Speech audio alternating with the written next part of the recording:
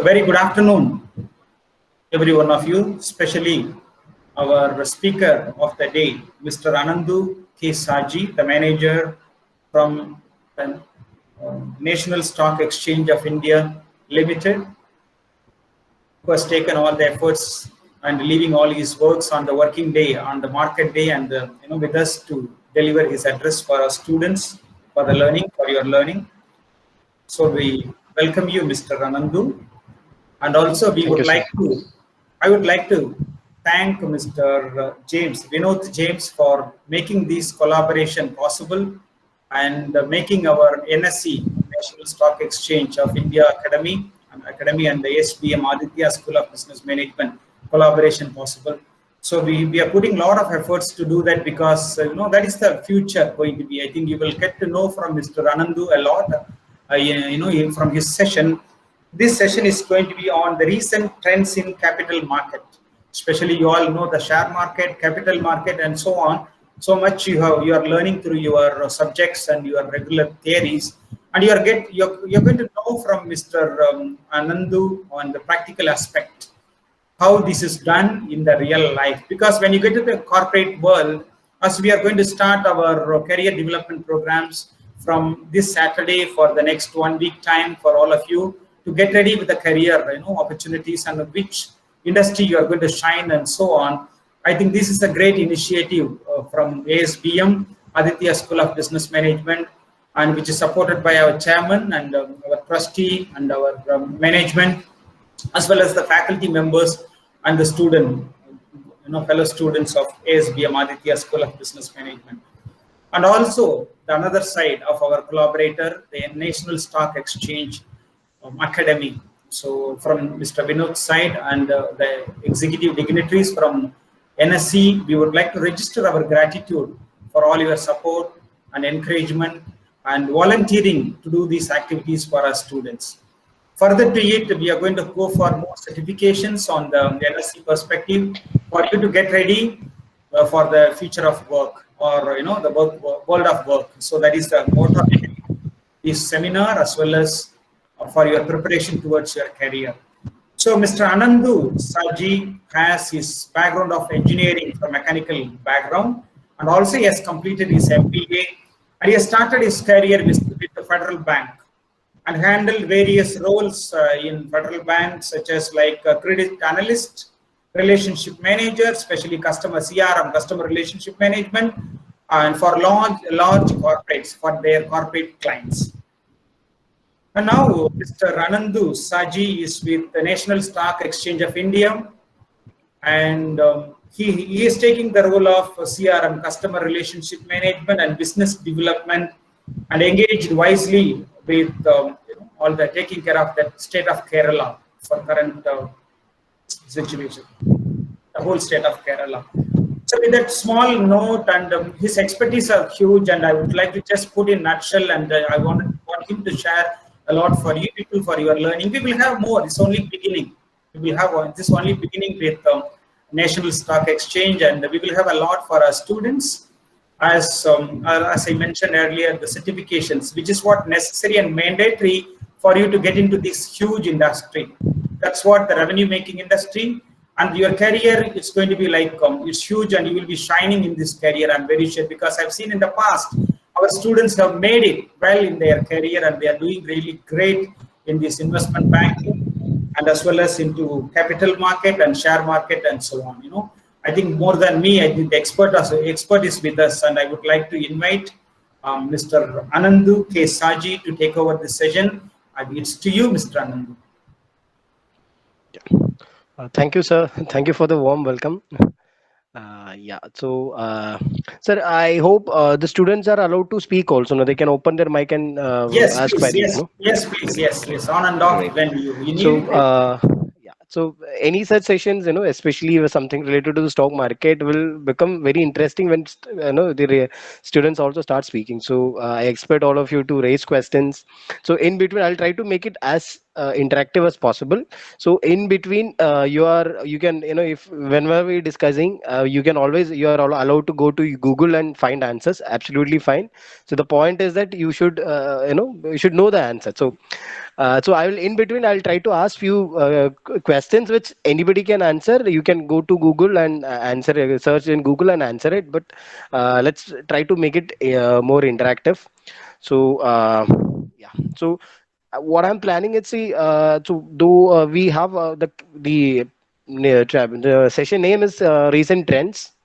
So what we will discuss, there is a preset PPT is there. Then we will be discussing some of the recent products which is doing really well, or which you should be aware of in the capital market, which are not traditionally being discussed. Unlike our equity or derivatives, it's not been traditionally discussed, but these are some of the products which is doing really well in the market. So we'll discuss about those products, set of some products at the end. We'll start with the PPT, then we'll go gradually go to the products, and in between we'll be asking questions. You can ask me questions, I will be asking you questions. Okay, so we'll start. Yeah, we'll start with the how National Stock Exchange came into be. See, NSE was incorporated in 1994.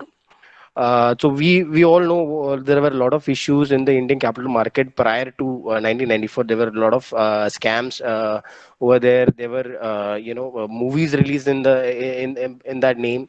So in 1994, NSE launched came into the Indian market, or launched incorporated in India by some of the veteran bankers at that time. So they have had a great vision to come up with an exchange that is 100% the trading happens in online mode, not on the traditional open outcry method. The trading completely happens in the online mode here.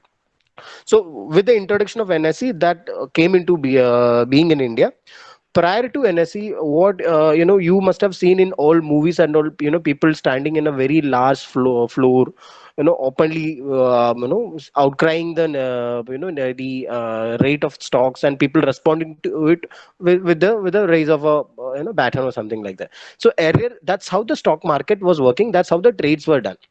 And there were the biggest issue with that kind of a system was the transparency, because people who are investing are not aware of what is the actual rate which is being traded. So that transparency issue was a huge at that time. So when NSE came into being, any person sitting in any part of the country can simply open his computer and know the rate there. So the trading become completely screen based. So you need not be there in the trading floor. You can sit anywhere in the country and just look at your device and know the rates of the trades and put trades there. So that is the change NSE brought in, due to which within 2 years after incorporating, NSE became the market leader in the country. Now NSE is enjoying a market share of 92% in the equity market, 100% in the equity derivatives market, and now is a currency derivatives market. We have more than 60% market share in currency derivatives market, and interest rate futures and interest rate derivatives market. We have somewhere around 70% market share. So NSE have captured the market after, because of the transparency what NSE brought into the market. So we will discuss more about NSE. So just these are just a few slides about NSE. So just look at the kind of volume what NSE is doing. If you look at, there is a ranking system provided. So NSE in the past 3-4 years, NSE being one of the, if not the largest, or in the top two, NSE is always there, in being the one of the largest derivatives exchange in the world. So our the stock market in our countries are huge in terms of volume, though the percentage of participation from the population is very less. The volume that they brings is huge. So, and we are the one of always in first position or the second position in terms of derivatives volume. So I will give you more details on that. So this is just a graph on various products, at what point of time NSE introduced various products. In NSE introduced in 2008, RBI allowed currencies to be traded in the exchange platform. So currency derivatives was launched in 2008. Then in 2009, we NSE have launched a platform for buying and selling mutual funds, which is what we call mutual fund platform, NSE mutual fund platform. Most of the mutual funds you see online use NSE or its other stock exchange mutual fund platforms to buy mutual funds and sell mutual funds. So that's when that happened in 2009. In 2012, we launched a platform called NSE Emerge. NSE Emerge is a platform wherein smaller companies, we know that in capital market there are some big companies who come there and raise funds, but NSE Emerge is a segment wherein smaller companies, SME companies come to the stock market. Good SME companies come to the market and raise funds. So we launched it in 2012. It is, and more than 260 SME companies are being listed there in this platform. And India VIX is a volatility index of NSE, which was launched in 2013. It is a future contract of volatility index. Then in 2014 itself, late 2014, we introduced interest rate derivatives, which is a very talked about product in the market across the world. Now in our market also, it is started getting a good traction now. So we'll discuss more about those products in the coming at the end.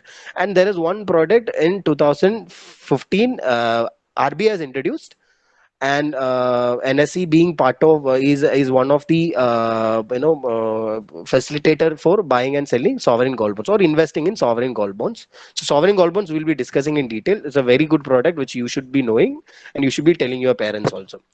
And at the end, we in 2018 there is something called NCB, non-competitive bidding. So prior to 2018, if somebody retail investors in our country were not allowed to invest in treasury bills, government of India securities. Only large companies were allowed to, or large banks were allowed to do that. So they were the one who used to invest in that. In 2018, government come up with a structure so that smaller retail investors can also be part of this market. And the good thing about this particular non-competitive bidding or government of India securities is that the risk is very less. The risk is practically nil, we can say, but returns are also decent. So that we introduced in 2018. So yeah, so these are some of the fintech innovations in capital market. So you will be more in the coming years you'll be seeing a lot of more innovations in the algo trading side, AI, AI implementation of AI in the capital market. You'll see a lot of innovations, and a lot of studies are going on in that side. To name a few, we can say that maybe the history of fintech in NSE, we can say that we started with the screen-based electronic trading platform, then internet trading platform, wherein you can simply log into your phone and do a trade. I think nowadays most of the younger generation prefer their phone or tablets to put orders, and I see very less number of people going to their PCs and putting orders these days. Most of the orders are going through mobile phones. And there are a lot of gaming apps. Gaming apps is another thing wherein you will be participating in a simulated market. So actual market won't be there. It is a simulated market, and you can learn investing using that particular market. So NSE have a product called NSE Smart, wherein and smart, wherein you will be, it is a similar simulated environment wherein you can use your phone, your laptop, you can simply put orders there without losing money. You can learn trading. So that is gaming apps. Then the recent innovations like algo, market replay. Then there is something called co-location. Co-location is a we won't say it a very new technology, but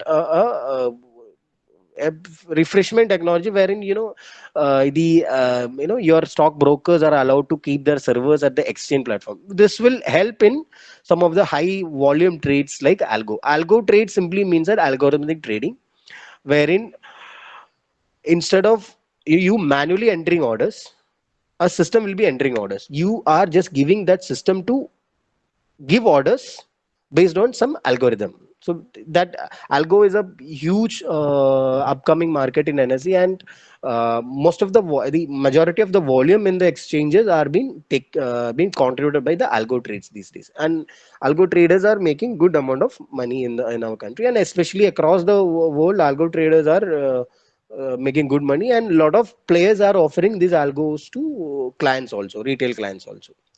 So this is somewhat what you call the technology. Recent technologies start with algo. Then, like I said, no AI.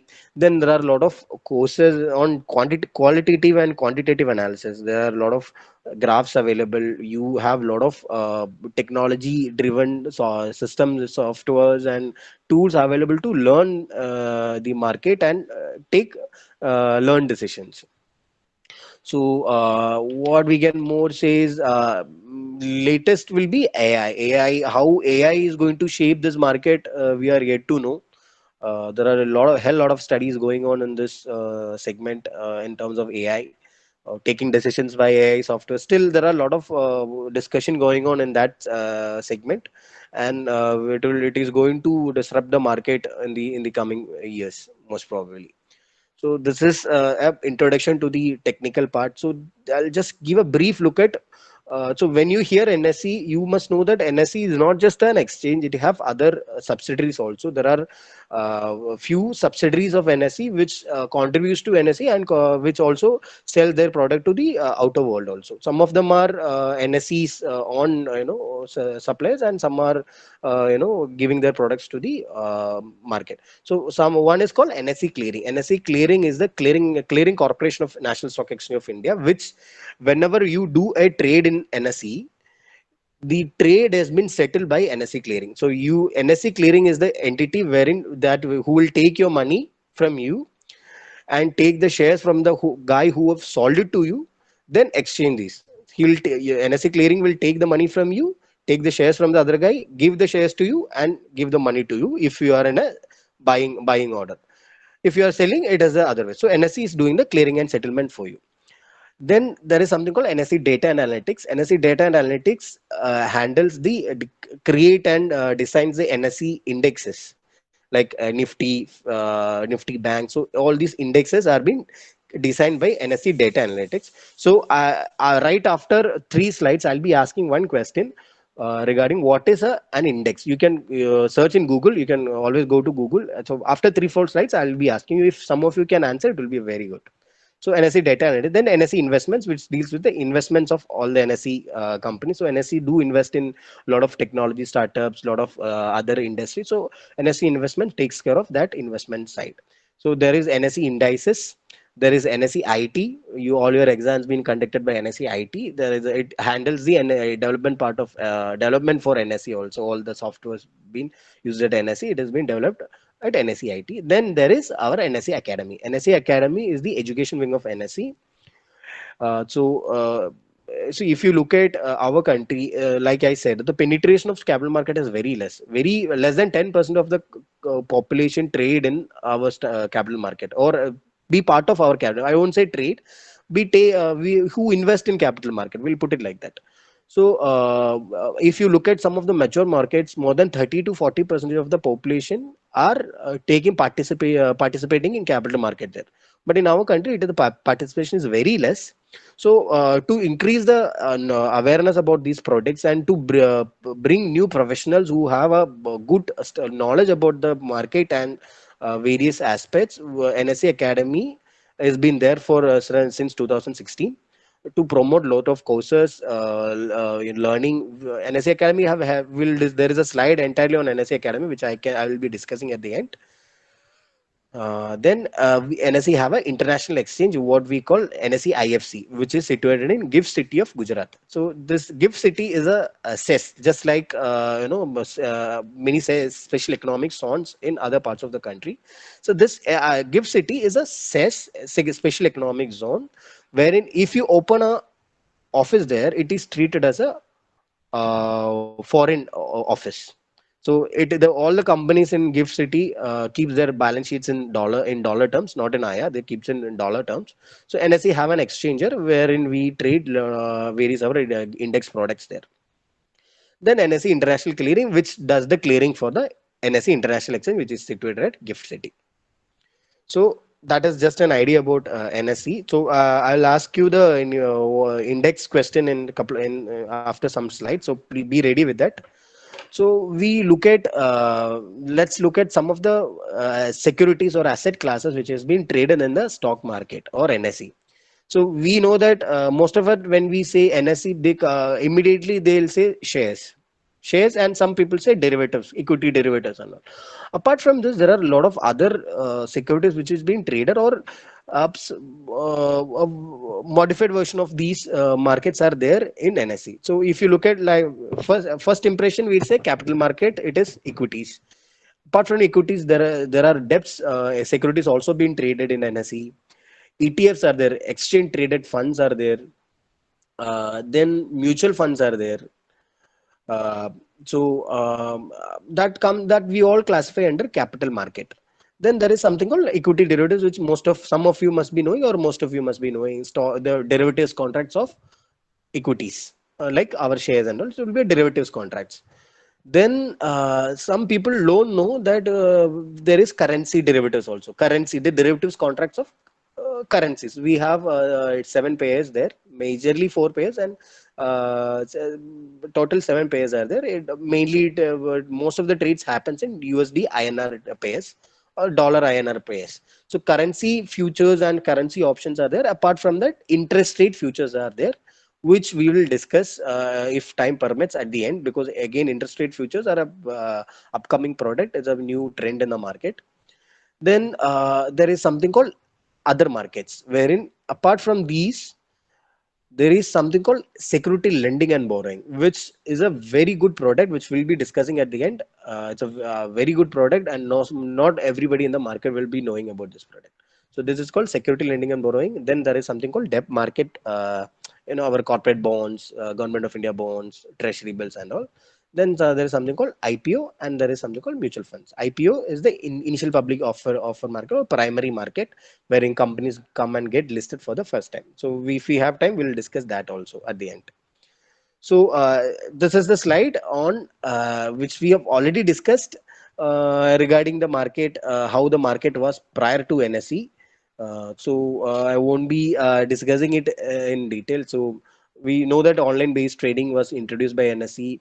So more transparency was there. So professionally managed exchange came into being. Prior to NSE, most of the exchanges were managed by brokers. So that's why there was not a transparency issue was there. So when professionally managed exchanges came into be like NSE, that transparency also went up, and that's why more people came into the market.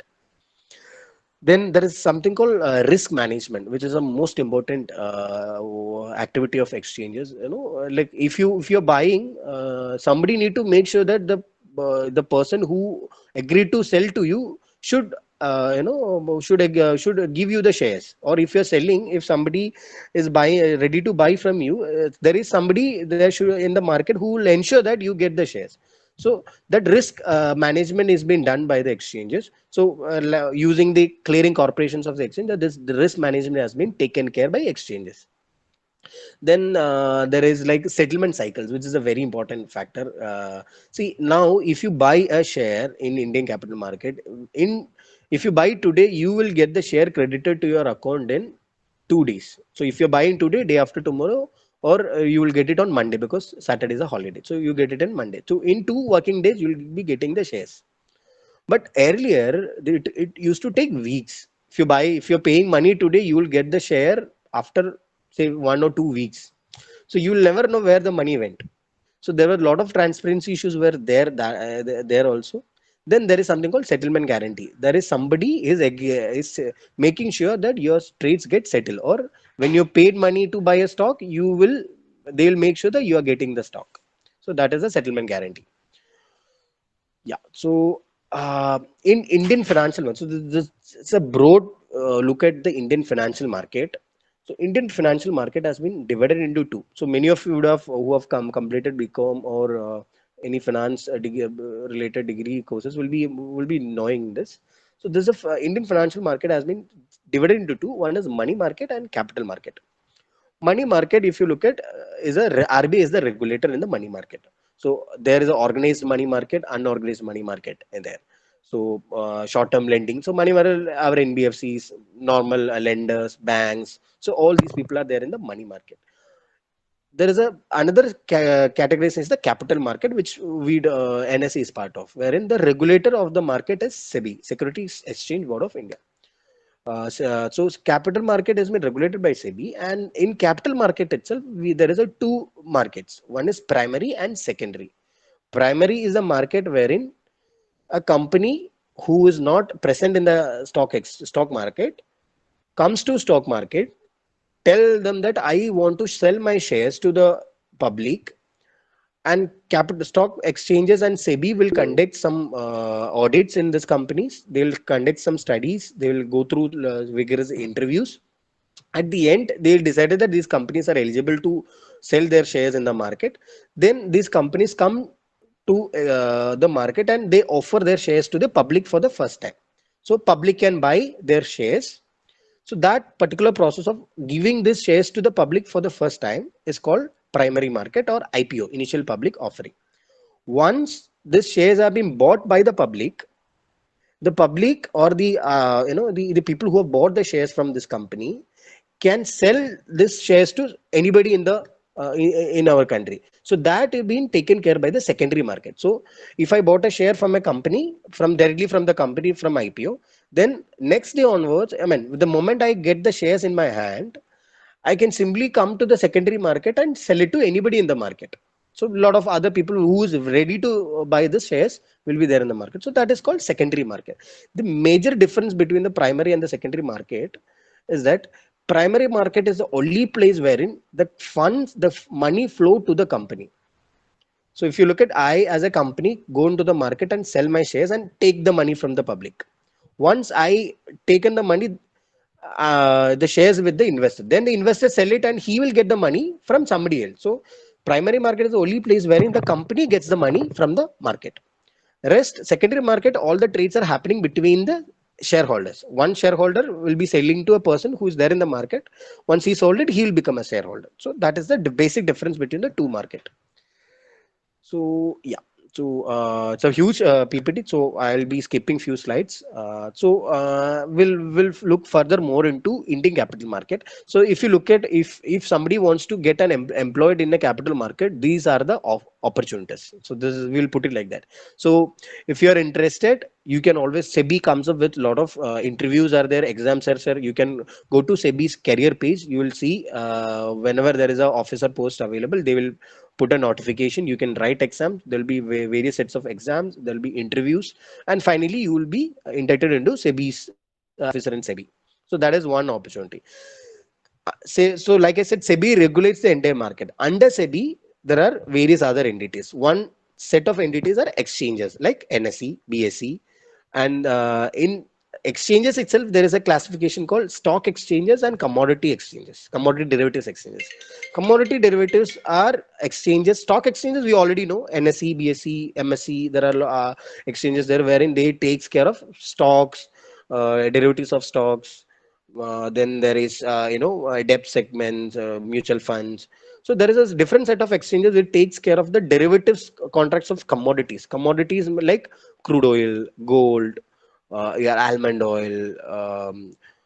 There are exchanges in international market which deals with water. There are exchanges for milk. There are exchanges for chocolate, almond. So various agree, non-agree products are being traded in cabinet. In India, most traded commodity is crude oil. Crude oil, then gold, then agri products, almonds, almond oil.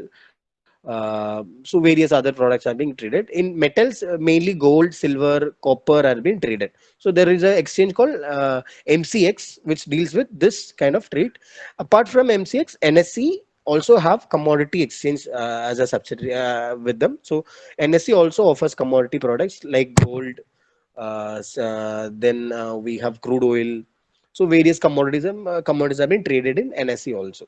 So this is a broad picture. So if you want to get employed in the exchange side, you have NSE, you have BSE, you have MSE, you have MCX, NCDX, NMSC. So various opportunities are there in n number of stockbrokers, and after NSE and all, there are stockbrokers which gives you jobs, and stockbrokers give the maximum number of jobs. So there are like 3,000 stockbrokers in our country. So they also give a lot of job opportunities to freshers as well as experienced candidates. So NSE also have NSE also, you can go to the NSE website. There will be career option there. You can look at various opportunities available in NSE. So you can apply there. You will call you for an interview, and you can get placed in NSE also if you are interested. So fairly transparent recruitment process, because every job which is there will be published in the career post, so you can go there and check. So that are the opportunities in exchange side. Apart from NSE, I say no, NSE subsidiaries are also there. There also you get opportunities. So clearing, there are a lot of opportunities. NSE IT, there are a lot of opportunities for developers, software developers, software architects. So then data and scientists. So lot of opportunities are in exchange side itself. So apart from exchanges, there is something called depositories. So depositories are the entities who keep. So just like you buy, when you put money in your bank keeps your funds. So just like that, if you're buying a stock, a demat or or electronic form of a stock, it is kept in a account called depository. So depositories keep these accounts to, so that you can park your shares there. So demat form of shares are parked at depository. So you get a lot of opportunities in depositories also. Apart from the exchanges and depositories, there are stockbrokers, RTAs, mutual funds, investment advisors. These are all participants of this market, wherein you can look at for a job opportunity. So it is up to you to decide which field you want to. You can be a IT guy, you can be a management guy, you can be a sales guy, you can be an analyst, you can be a data scientist. So there are a hell lot of opportunities are available in this market. So yeah, we'll go further. So this we'll discuss in the. So we are done with the presentation about exchanges. Now, can somebody please tell me what is a index?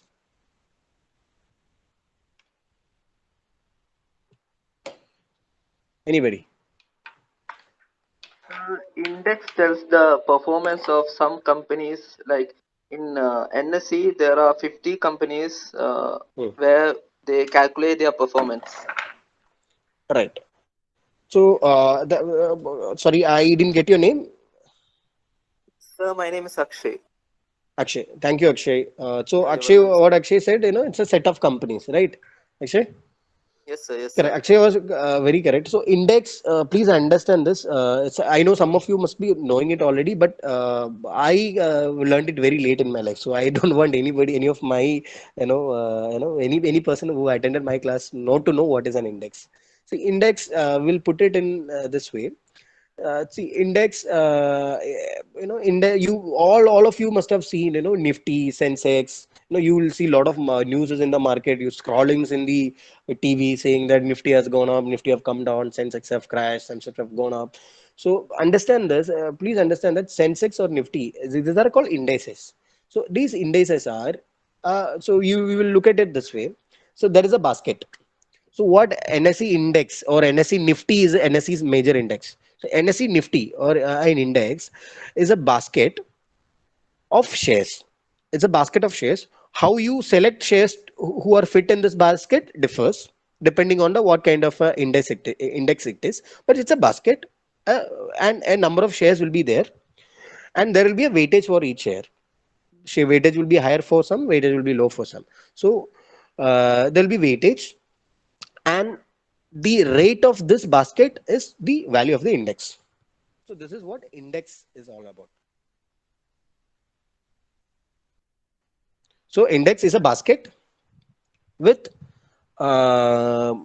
shares, and the value of the total value, the weighted average value of this, weighted value of this shares is the value of index. So NSE Nifty is an index or a basket with 50 shares. So there we try to select the 50 best companies of the country, and we try to put it in a basket. And the price of this basket is Nifty's value. So this 50 companies have been selected based on a criteria. There are a number, a lot of criteria there: market capital, the volatility, the liquidity. So a lot of criteria, and we say that these are some of the companies which represent our economy. So this company is a subset of our economy. If these companies are doing, we feel that economy is generally doing well. So this, so if you want to invest in, if you say I want to invest in best 50 companies, you can invest in Nifty itself. So you will directly investing in the best 50 companies of the country. So this is an index. So please understand that this is an index is all about. So next time when you see a Nifty going up, Nifty going down, just feel that these 50 in this between these 50 companies, so some are doing well, some are doing bad. So we have so it's 247 now. So 240 now. So we'll fast forward a little bit so that we can have the discussion about various new products, which is it's a trending products in the market. So this is a very basic thing which I want you to answer. So when so most of you will go for a job after right after your graduation from the college. So you need to think about this deeply. Say what you want to do with the money you make once you get a job or once you start your own business. So what are you gonna do with the money? So there are three options you can do. If you have money, there you have three options. You can store it, you can save it, you can invest it. Store it means you can simply put it in your almara in your home, or you can go to a bank locker and keep it there. So it's a very safe option unless there is some issues. Otherwise, it's a very safe option to keep your money. You can keep in a safe locker. But the problem is that the money is not growing there. It is simply sitting idle there. It is not growing. And why the money should grow, we'll discuss in the at the end of the slide. Before that, let me ask you. Uh, have you most of you would have heard about this returns of interest rate or returns on investment, right? So what do you think should be the minimum return of return on investment? What should be the minimum return on investment or savings or anything should give you? Can anybody say what should be the minimum return? Can be any number, it can be any term, can be anything. Can somebody please tell me? Are you asking about fixed deposit? It can be anything. It can be fixed deposit, savings bank. What should be the minimum return you should be getting From banks you are asking, right? Not from any bonds place? and Banks, you can, if you're putting money in bank, you can say I need at least this much from my bank, and I'll tell you how you should think what should be the return. So that is the principle. So can you please tell me what is the return you are expecting? Minimum return. What should the minimum return you should get from an investment, from a saving? according to the repo rate, I think 6%. 6%. See, when you look at returns, so do you think most of the banks give you that kind of a return? Corporate banks, I think so. They give Corporate us, banks, postal departments, yeah, state development loans. So they give you yes. that kind of a return, better than 6-7%, 6%. But you need to look at a term called inflation. That is the principle why I asked you the question. Whenever you are putting money in your bank, you are investing in stocks, investing in derivatives, mutual funds, ETFs, or you are lending it to a friend. You need to look at what is the return you are getting compared with the inflation. Inflation, you know that inflation money 10 rupee this year may not buy you the same thing next year. So the price of things can go up or the value of money can come down. So that inflation factor you need to look at. So whenever, if you are giving, if you are investing or if you are saving something, you need to get at least the inflation rate as a return, so that you are saving your capital. Otherwise you are not saving your capital, you are actually losing capital there, because you want to buy a bike, you want to buy a Harley Davidson, or you want to buy a car next year. So 7 lakhs is the price of the car this year. So you have if you save 7 lakhs and put it in a bank next year, if your returns is not more than the inflation, most probably you won't be able to buy that car with that money. So your savings or investment should beat the inflation all the time. So always look at what is the inflation. Then based on that, you should choose your savings or investment strategies. So, but trust me, most of the banks don't beat inflation. You need to look at that. So, you know, you need to have a balanced portfolio. You need to have funds in banks. At the same time, you need to have funds in other instruments wherein which help you to beat inflation. So keep that in mind. That was the whole point. So invest, we'll look at in a different slide. Uh, so money is the so you have income. So whatever you spend is whatever is you left with is your savings. So where do you put the savings is the most important question.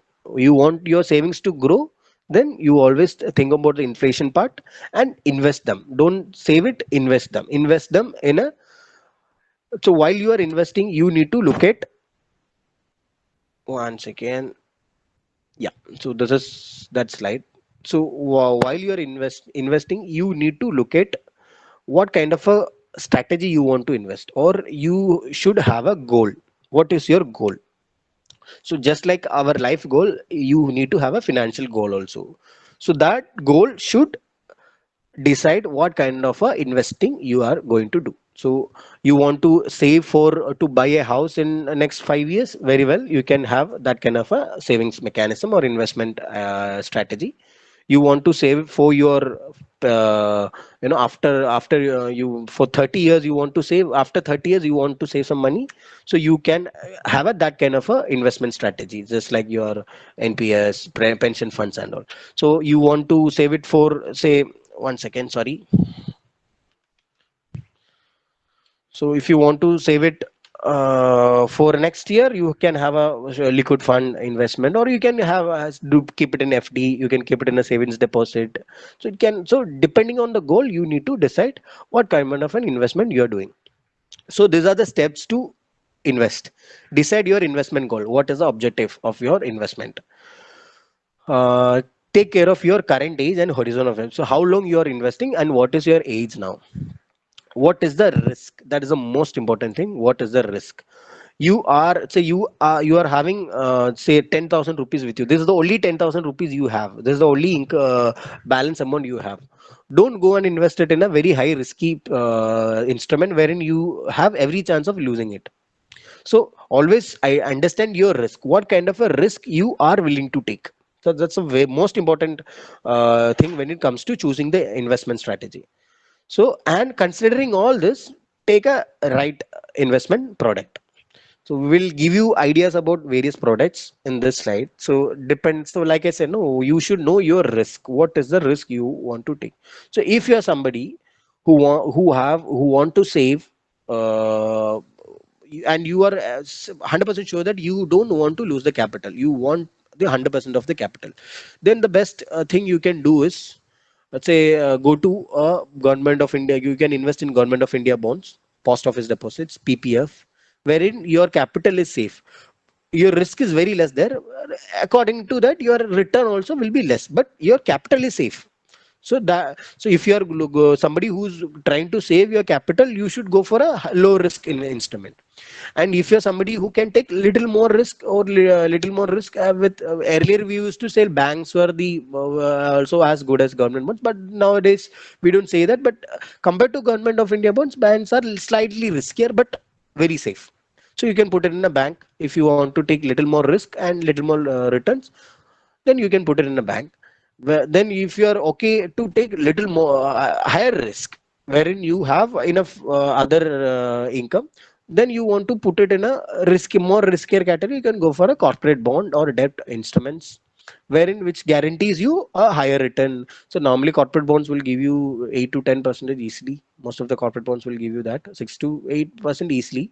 They'll give you. So there the risk is much higher compared to banks, but which is less compared to the other instruments, but it gives you better return. Then you can go to equities and mutual funds and ETFs, wherein that area, equities is the most riskiest. Mutual funds and ETFs are less riskier compared to equities.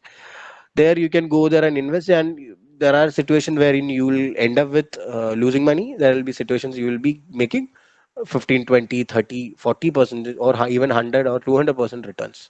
So the risk is higher there, the returns are also higher. And then there is a thing called derivatives, wherein the returns can be very high and the losses also can be very high. So you need to learn this product. You need to have enough income, disposable income with you to start investing in derivatives. So when you're going to capital market, always keep this in mind. What is the risk you want to take? So if you're losing this money, if it is not affecting your life, then you can go for a higher risk.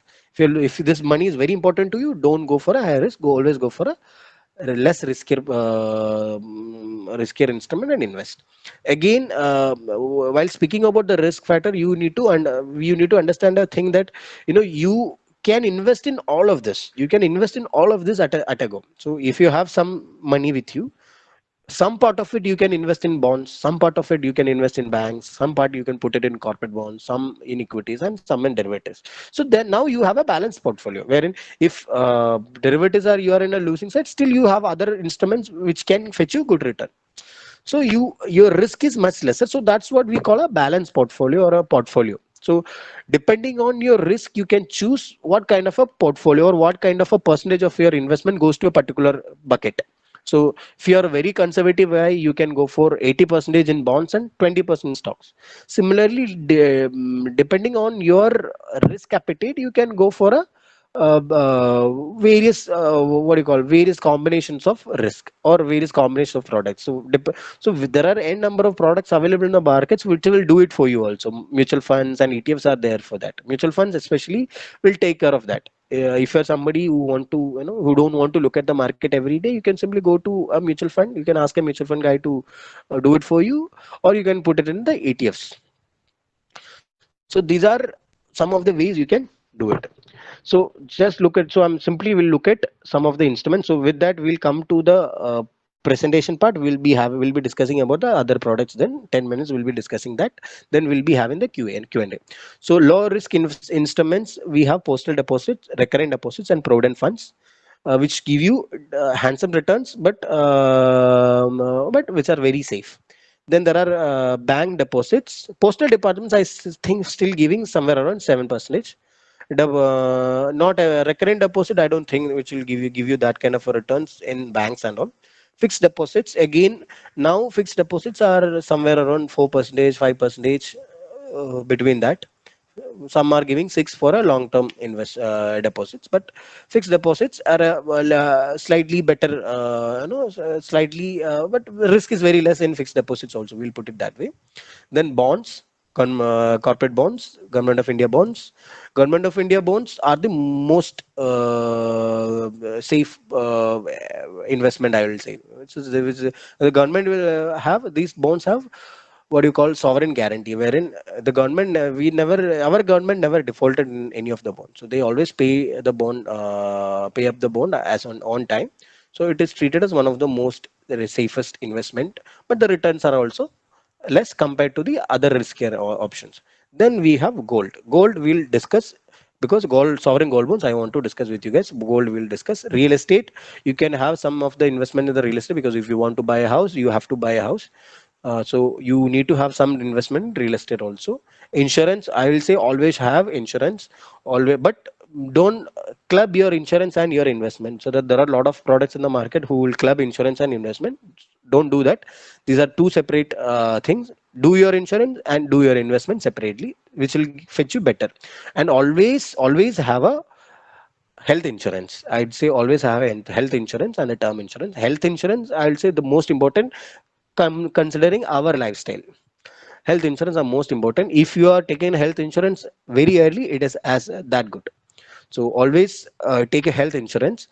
So keep that in mind. Right after or during the college itself, you can take a health insurance, so that you'll be paying less premium for a long time. The moment you are getting older, the health insurance cost also goes up. So always start early in health insurance also. Then mutual funds. Mutual funds we'll discuss mutual funds separately. So what is mutual fund? We'll discuss. Yes. Then stocks.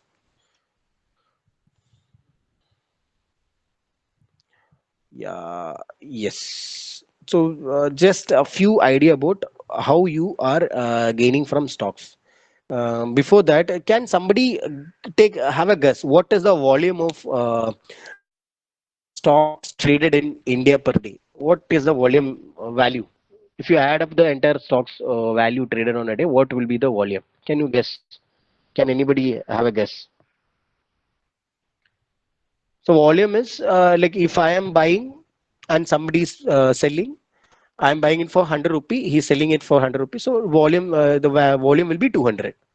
So what is the volume of India of NSE? Or so NSE have 93% of the market share. So we'll say NSE will take care of the 90% of the market. So what is the volume of our Indian capital market in a day? In equity market. Can somebody have a guess, please? What will be the volume?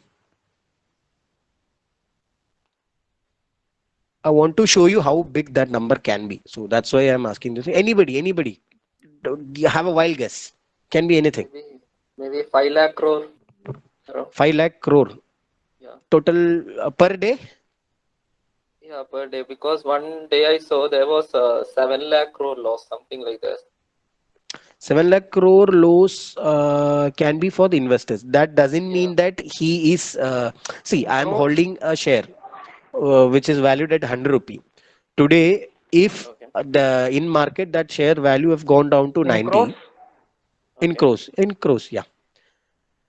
So that share value has gone down. Even if I don't sell, I will say I lost 10 rupee. Right. Okay, So, fine. so that loss doesn't always reflect the actual volume. Okay, fine. So any guess? 5 lakh crore, one option.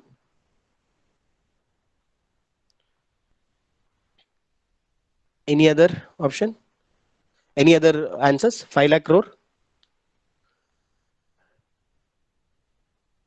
No, it is 5 lakh is not the right answer. It is somewhere around 60,000 to 80,000 crore in a day. 60,000 to 80,000 crore in a day is the value of the shares traded in NSE. Total market, it will be something around 66,000 crore to 85,000 crore. That is the value of stocks traded in our country in a day. Then there are derivatives contracts, which is again more than 1 lakh crore. Currencies derivatives, which is somewhere around 40,000 crore per day. So this is the value, this is the volume. This is want to show you the volume, what kind of a big market it is. So then you look at if you are holding a share, there's a I hope any of you have already invested in stock market. Any of you have shares in stock market invested? Yes, sir. Yes, sir. Yeah. Yeah. Is it PS? I can only see PS. So PS have invested. Sir, Good way to start. PS Abhikanand, sir. Okay, thank you. So good that you are already there. So always learn and invest. So always keep that in mind. All learn and invest. So see, if you are holding a stock, there are two ways wherein you can make money. If you are holding a stock of a company or share of a company, you have two ways to get returns from it. One, you bought it for 100 rupee, then after some time the price of that stock went up to 110, then you sell it, you will get 110 rupees. So that is one. So that is price appreciation. Then there is a separate way, different way wherein companies give dividend to the shareholders. So every year or quarterly, half yearly, yearly, companies announce dividends. So they say that if you're an investor holding one share, you will get this many rupee per share. So that dividend also can give you money. So these are the two ways wherein you can make money from a stock. There is a third way which we'll discuss in SLB. So that's it. I think we have spoken fairly enough about stock market and various NSE. So before we wind stock market things and PPT, I'll need to tell you this. See, always go for a SEBI registered stockbroker. Always check whether your broker is SEBI registered. You can go to their website. You will see the SEBI registration number there. Always go for a reputed SEBI registered broker. There are a lot of scams and fraudulent activities in the market. So always stay away from it. Never be greedy. Don't believe people offering you, say, we'll give you 50% return in 1 month, 1 week. So don't believe those kind of returns. Nobody is able to give that. Nobody is able to promise that. I will keep it that way. So don't believe in those kind of promises. Be start as a long-term investor. Don't be a trader from day one. Start as a long-term investor. You can start in small SIPs. You can start investing in 150 rupees also. So you can start now itself. Start a small systematic investment plans, like just like recurrent deposits of banks. We have SIPs, systematic investment plans. You can start that way. Keep, say, a 150 rupee, a biryani will cost you more than that. Keep that 150 rupees saved per month. Then you can increase it to 1,000 at some point, 10,000. You can, according to your salary grows, you can do that at some point of time this money will be useful for you. So start this investing at the early stage. You can start now. Since you are very young, you can even start now. This is the best time to start. So always save money, start investing in SIPs, mutual funds. You can do n number of ways in the market. So you can start. So and there is a saying we say, "Soch kar, samajh kar, invest kar." Always think, understand, and invest. That is the motto of NSE. Always, like I said, always there will be, whenever you are trading, you will be getting contract notes from your stock brokers. Whenever you are buying or selling stocks, you'll be getting contract notes. Always look at those contract notes. Especially people who have already there, you need to look at those contract notes every time when they send it to you. And always look at your portfolio, review your portfolio occasionally, see that everything is proper. Register your mobile number and email ID, proper email ID and mobile number. You need to register. Make sure that you get SMS from exchange, you get SMS from the broker to that registered mobile numbers and email IDs. So that's it on the that's it on the NSE. So let's discuss. I will discuss. I think we are late by because I was asked to stop it before at 2:50, but 3:10 we are late by 10 minutes. So I'll just speak on three products which I feel that you as a young guys you should know these products. One which anybody know what is the most which is the commodity which has been in what do you say, the highest imported commodity in our country, highest and second highest? Gold. Gold and crude. Gold and crude. Crude is a high, mostly imported, most imported commodity. And next thing is the gold. Gold. Why we need this much gold? Nobody knows. Why? Because we have that culture of investing in golds. We work in the culture of buying gold ornaments. So that's why we end up importing in a lot of gold. So there is a government studied about it, and they found out that a lot of people buy gold for investment. So they feel that it's a very good commodity. We can buy it, and still many people feel that. Even I feel it.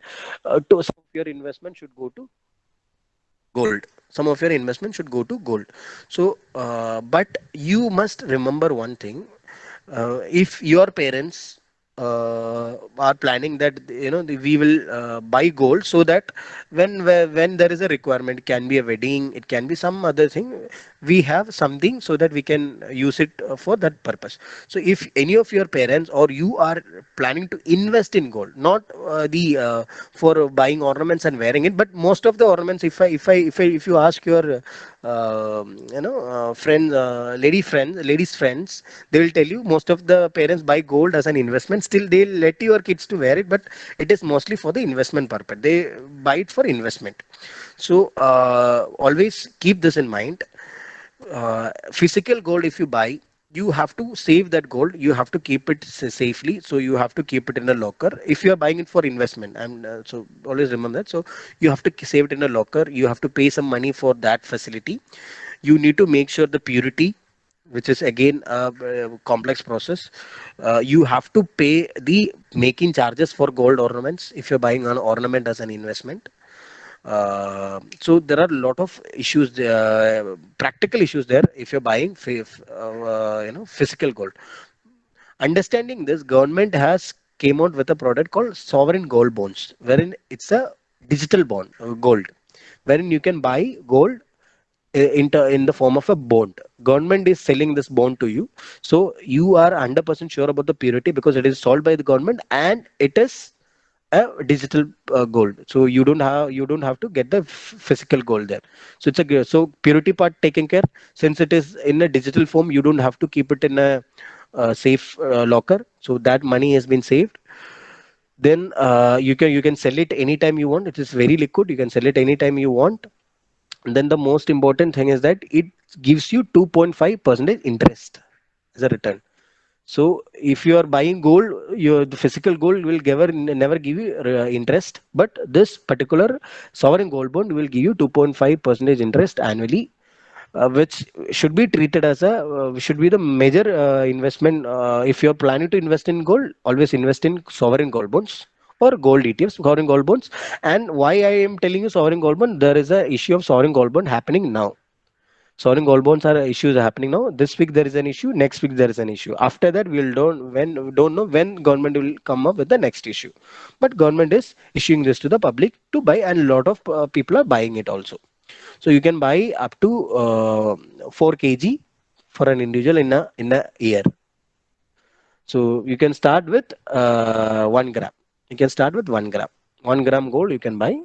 So that is the minimum purchase quantity. So this is done through stock exchange, stock brokers, your banks. So you can go to your bank and ask them to buy your sovereign gold bond, or you already having a stock broker with you. You can ask him to buy you a sovereign gold bond. So it's a very good, decent investment mechanism. So that is one product I want to discuss. The second one is something called security lending and borrowing. So we have so this is a product wherein very few people in the market knows, and especially we people in South don't know about this product that much. Though people are there, but still the product knowledge about this particular product is very less. It's a very decent, very safe product which can fetch you good returns if you have already invested in stocks. So, for example, I have shown you this slide. No, dividends and price appreciation is the only way that you get returns from your stocks. No, if you are somebody who bought stocks and keep it and planning to keep it in your account for say minimum of 1 month, what you can do is you can lend the stocks to someone who is in require of this stock. You can lend it to him and get a interest from him. So this is called security lending and borrowing.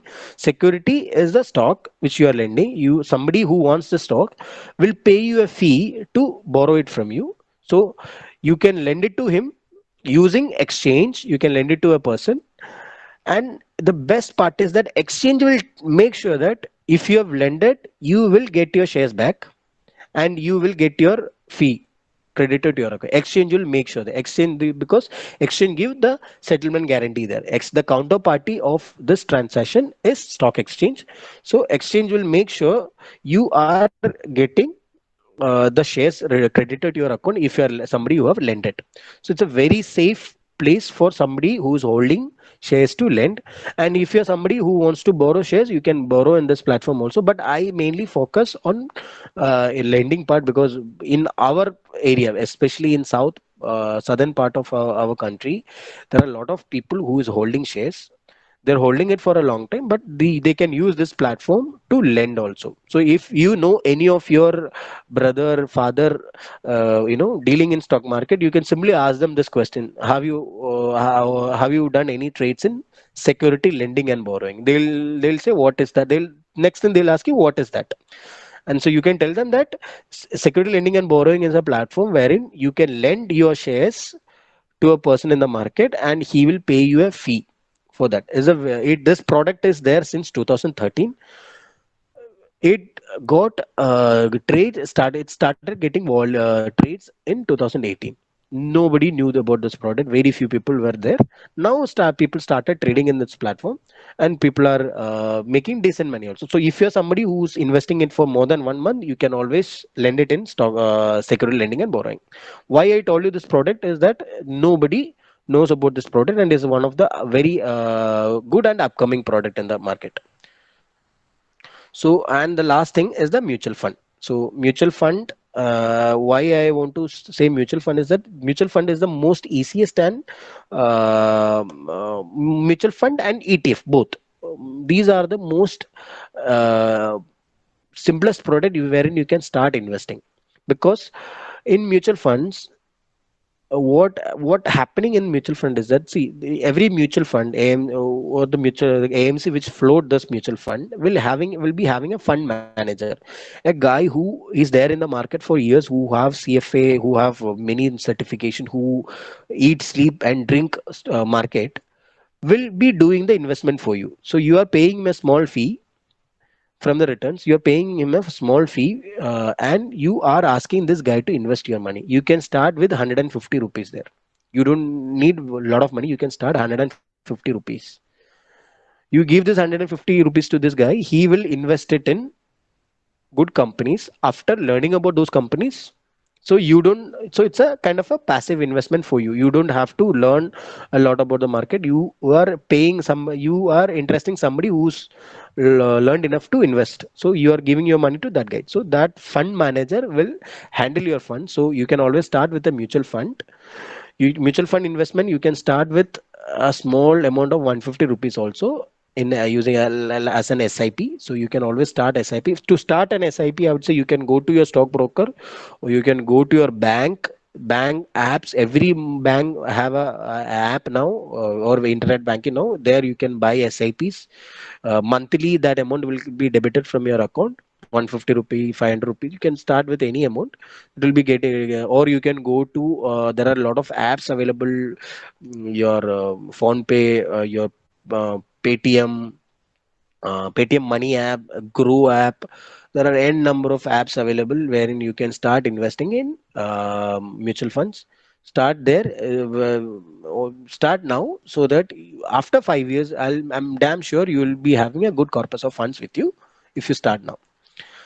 Then ETFs, again, ETFs are similar to mutual funds, but the thing is that ETFs try to follow the indices of the market. So whenever market goes up, ETFs also goes up. Whenever market goes down, ETFs also comes down. So long term, what we have seen is market has always grown. So you can always invest in ETFs as an SIP. So these are all the ways wherein you can start investing.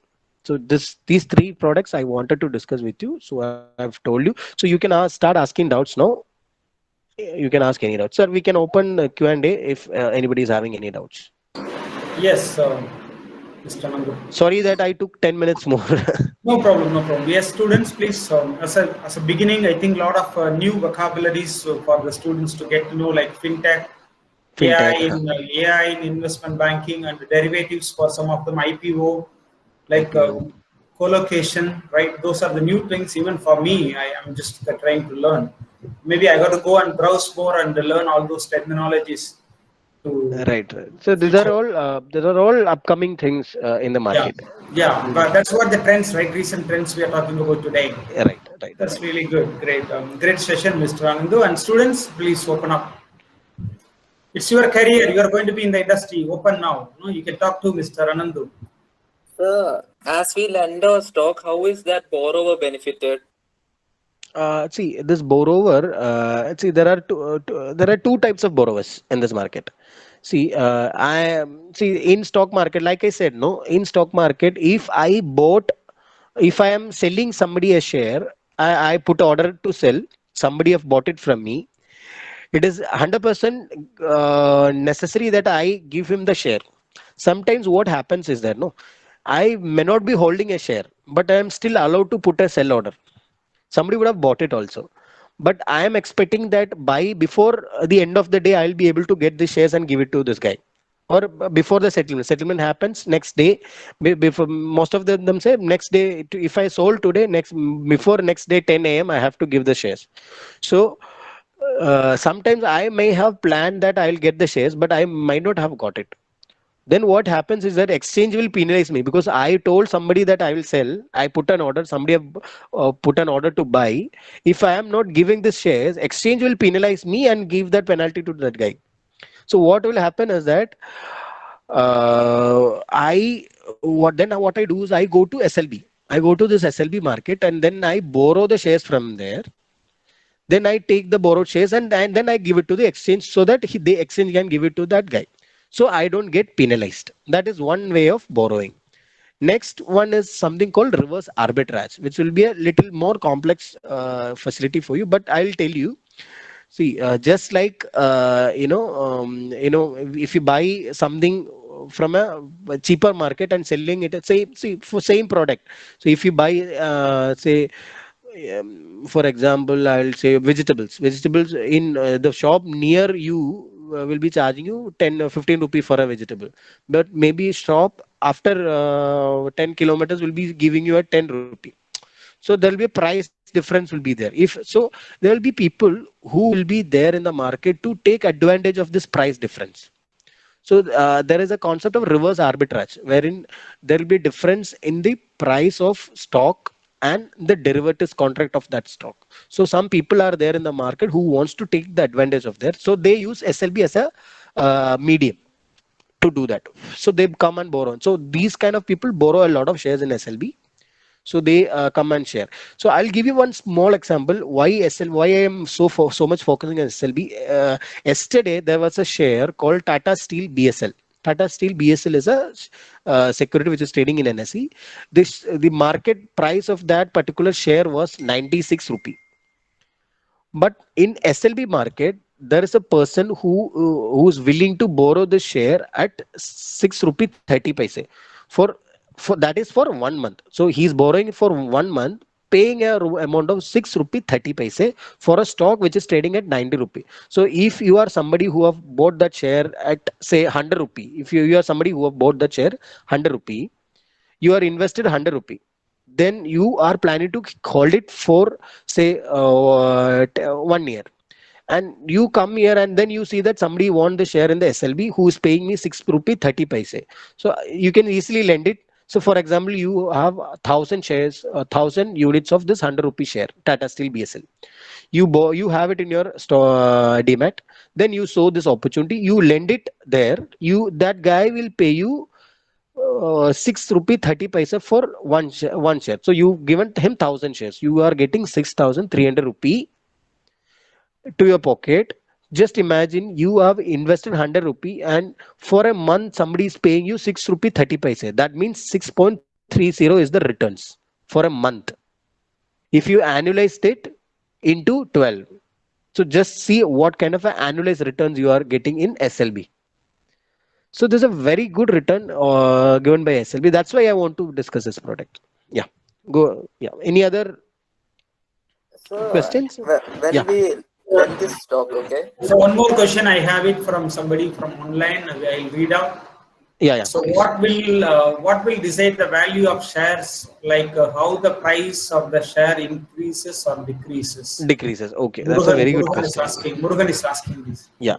Very good question, Murugan. So we'll look at this way. So a price is a price of a share is increasing or decreasing based on the demand and supply. See, so there is a we exchange have a lot of what we call them matching bots or matching engine. We call them matching engine. So there are servers in exchange so there will be at a time there will be n number of people who will be quoting for a particular share. So some people will be selling, some people will be buying. So I will be putting an order for 100 rupee. Somebody will be putting an order to buy it at 100 rupee. I'll be selling at 100. Somebody will be putting an order to buy it at 98, 99. Somebody will be putting at 97, 96. Somebody will be putting at 100.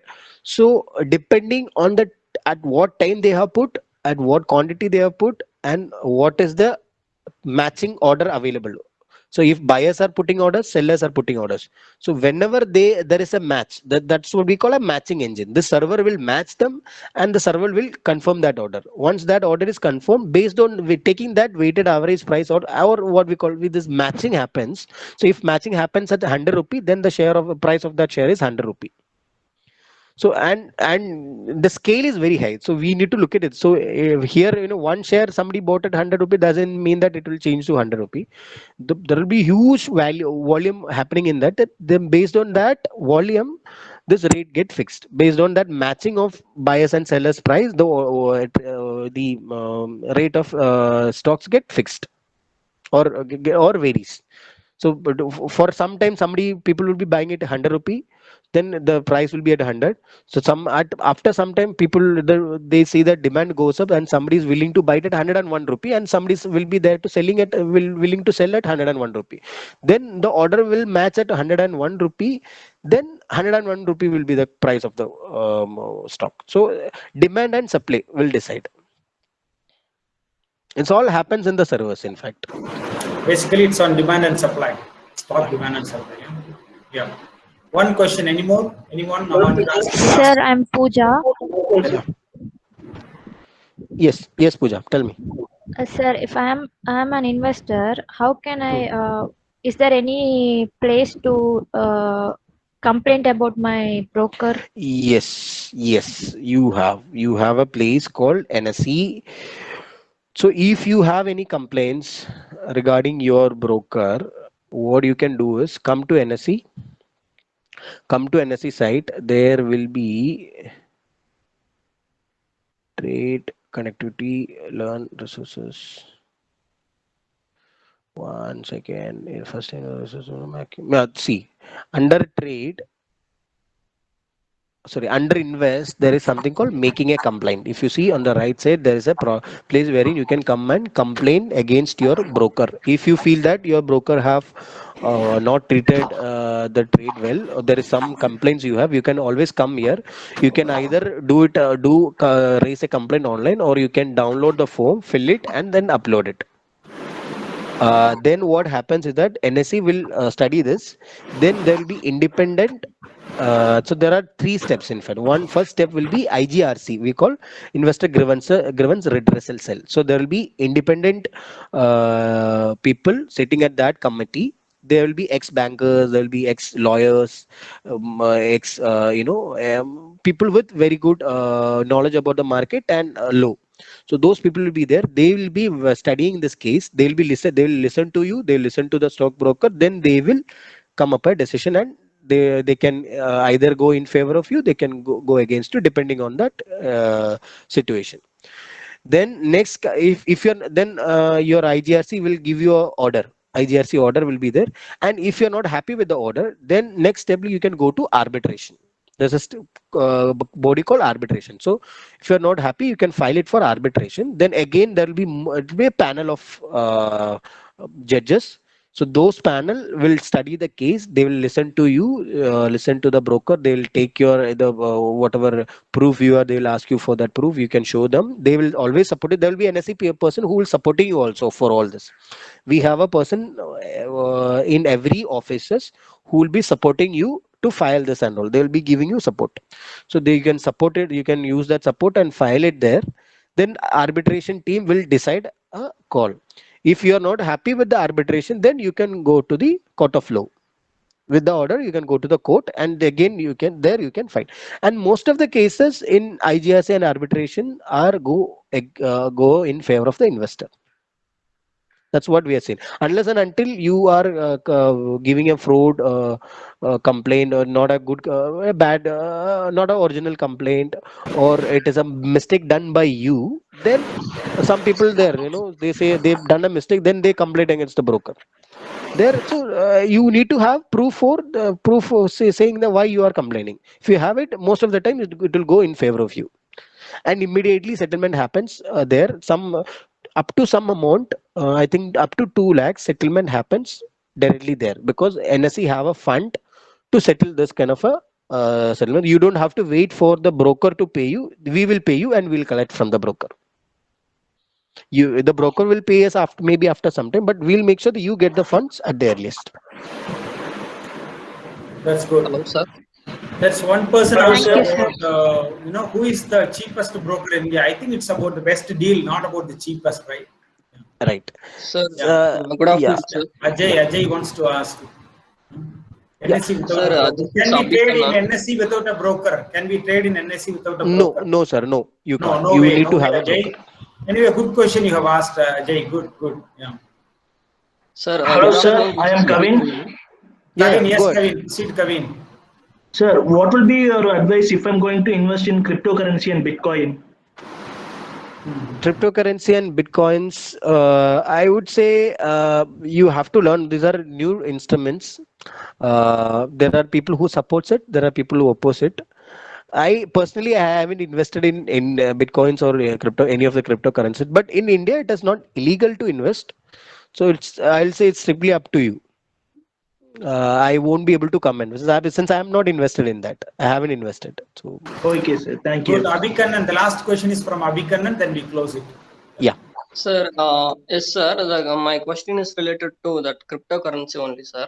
Sir, Okay. actually, my question is, before our last budget, Government of India came with a concept called Atmanirbhar Bharat, which is self-relevant India. So the concept is making a manufacturing hub, sir, in India. So definitely we need fund to cash flow in our country.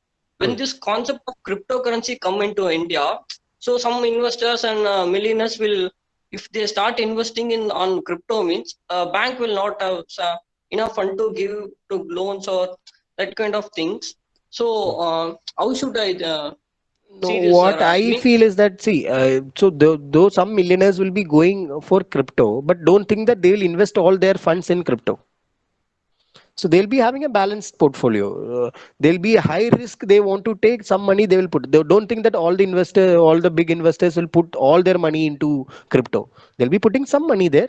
But I don't think our banking system and all are very strong here. Plus, our stock market and all are very strong. We're highly regulated. Very good, very high transparent system we have. So I don't think all the money will go to all the crypto and there won't be funds for our smaller industry. I don't think so. Maybe people will be investing in some part of it in crypto. And there will be companies who new companies will be there who is giving off jobs to many people who is into crypto. So it's all I don't think every entire money will go to the crypto and all, because it's a risky business. So people want to, they'll know the risk, and big investors always have teams sitting there to handle the risk itself. So I don't think they will invest everything in crypto. Sir, assumption it's not legalized yet. It has to come to regulation. No, it is not illegal to buy crypto. That is the rule. But they say banks and all are not giving any of the cryptocurrencies. But earlier it was illegal in India. But now I think it is not illegal. No. If you are bound to buy, you can buy, but it is not illegal. You won't get arrested for buying crypto. But it's on your own risk, right? It's on Your own risk, right, your own right. risk. You have to handle the risk by yourself. Yeah. That's a great session, and at last I think it's speeding up with questions. Mr. Anandu Saji, you made it happen really. And the very first day, and the awareness is getting much. I could see that, and tomorrow we are going to have another session on venture capital and startups. So it's going to be like a finance week, and we are starting with the NSC. And thank you so much, Mr. Anandu, for making your time and making yourself available during your business time. That's really, really great. Thank you so much. Yeah. And we hope to meet up again, and we'll have more sessions with you, and especially with NSC Academy for our students. And thank you so much, Mr. Anandu, for your time. Thank you, sir. Thank you. Thank you. It was really an eye-opening, and a lot of new vocabularies for us, especially to me, and of course, our students too as well. So thank you so much, Thank you, sir. Mr. Vinod as well, for making our co-coordinator from NSC side. And I'm not sure he's there or not, but I register my regards and gratitude to him, and special thanks to our Anandu for our session today. Thank you so much, Mr. Anandu. Have a great day, good time, and stay safe, and thank you, all of you.